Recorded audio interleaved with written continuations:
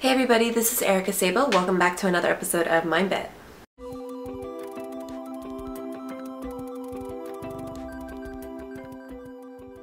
Hey everybody, this is Erika Szabo. I hope you are well. So today I'm going to be doing a review for a very special game, a game I've been wanting to play for ages now, and that is Professor Layton versus Phoenix Wright on the 3DS.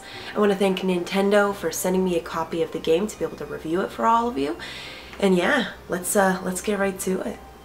Professor Layton and Phoenix Wright are a series I absolutely adore, each offering hours of puzzle solving using different forms of reasoning, as well as gripping narratives that keep you sucked in. They're a series that I've stuck with since the very beginning and grew to love more and more over the years.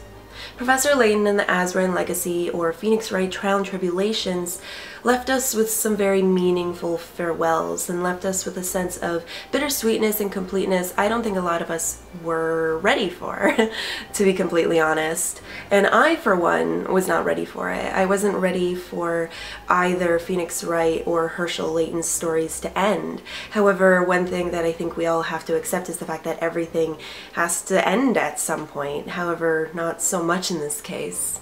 As the popularity of each series grew and new fans began to build, I think Nintendo saw an opportunity to not only create spin-offs, as in Phoenix Wright's case, but also go for a full-blown mashup in Professor Layton vs. Phoenix Wright.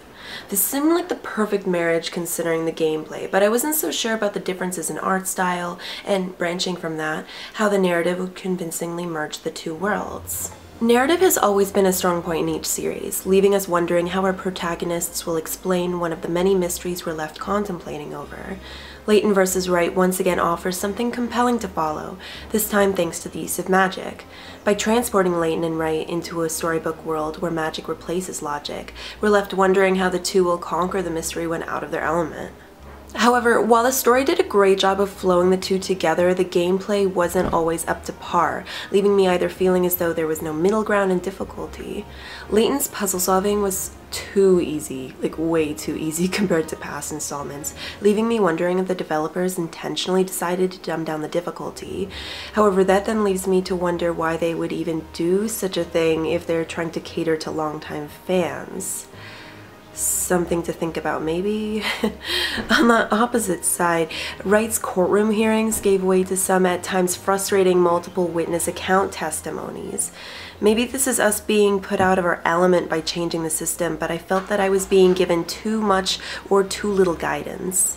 Hint coins are items I try and use sparingly because I want to keep that sense of challenge in my gameplay. However, of course, there are those times where puzzles are a little bit more convoluted than usual. Now, Layton vs. Wright is already a lot easier than any of the other installments. However, there are still those times where it does get convoluted, so when I wanted to use a hint coin, then I would hope that there would still be a sense of challenge. However, everything would just be given away. Everything was just given away, and so I felt like I lost that challenge altogether. Layton vs. Wright also leaves us with some pretty bland supporting characters, which isn't really synonymous with either series.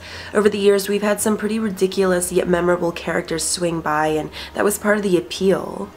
That quirkiness in our supporting characters is something that really sucked us in and really kept us compelled in wanting to learn more about the story, I feel. However, I felt like a lot of the characters in Layton vs. Wright were a bit too straight-laced for me and lacked that flair that we were looking for.